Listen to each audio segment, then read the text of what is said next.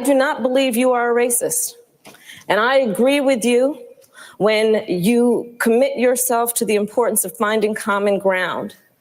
But I also believe, and it's personal, and I was actually it was hurtful to hear you talk about the reputations of two United States senators who built their reputations and career on the segregation of race in this country.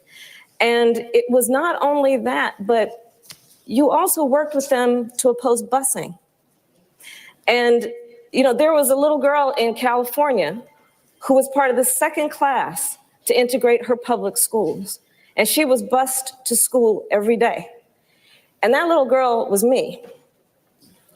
It's a mischaracterization of my position across the board. I did not praise racist. That is not true. Number one. Number two, if we want to have this campaign litigated on who supports civil rights and whether I did or not, I'm happy to do that. I was a public defender. I didn't become a prosecutor. I came out and I left a good law firm to become a public defender when in fact my city was in flames because of the assassination of Dr. King.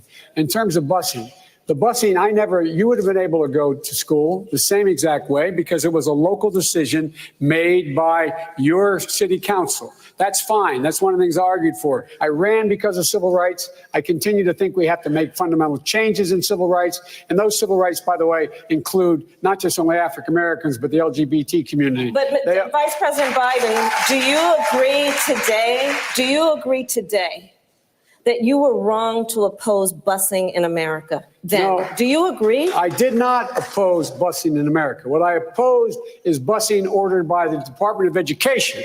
That's what I opposed. Well, there was a failure of states to integrate public schools in America. I was part of the second class to integrate Berkeley, California public schools almost 2 decades after Brown v. Board of Education. Because your city council made that decision. It was a local decision. So that's where the federal government must step in. That's why we have the Voting Rights Act and the Civil Rights Act. That's why we need to pass the Equality Act.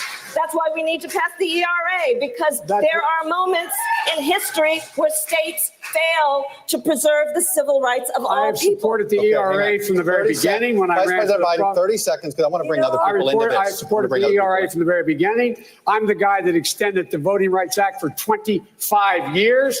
We got to the place where we got 98 out of 98 votes in the United States.